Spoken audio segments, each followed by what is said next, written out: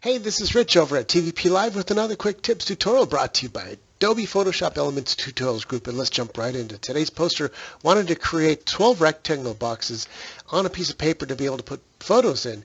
And so let's go ahead and start with a blank sheet of paper. In your particular case, it starts normally vertical like this. But all you have to do is once you create a piece of paper that's 8.5 by 11, just go up here to Image, Rotate, and Rotate Right. And now we got horizontal.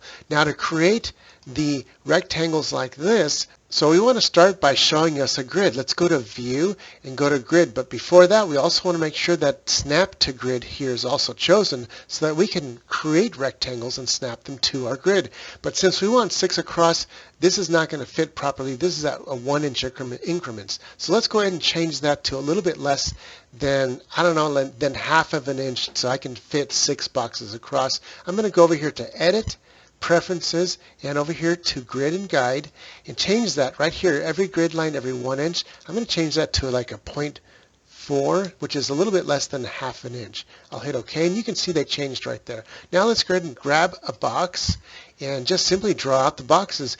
If you are careful and go kind of near the edges, it'll grab right on that grid. So I'm going to start here and go across about 3 and then come down about 4 or 5. I'm going to let go and hit delete, and that created the first box. It did not because I didn't pick the layer. So I'm going to pick the layer up here and hit delete again, and there you go.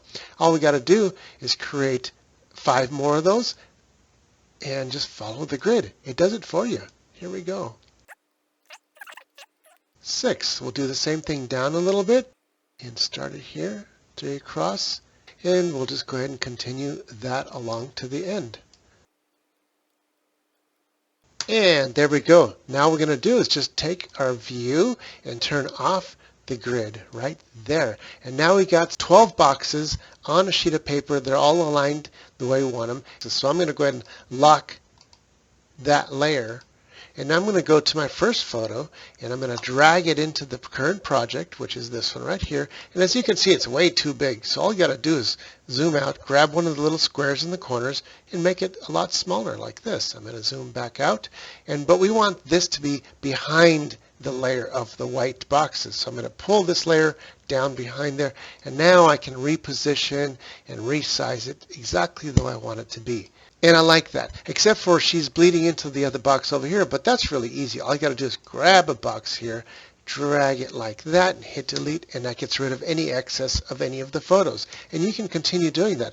I pre-laid the next set of photos to speed up this tutorial, but I'll show you what they're like. Here they are in the front. As soon as I drag them to the back, there they are. They're filling the boxes just as the poster wanted to. All you got to do is repeat that for the bottom boxes, and you're all set. Well, this is it for this tutorial. This is Rich calling it quits, saying over and out.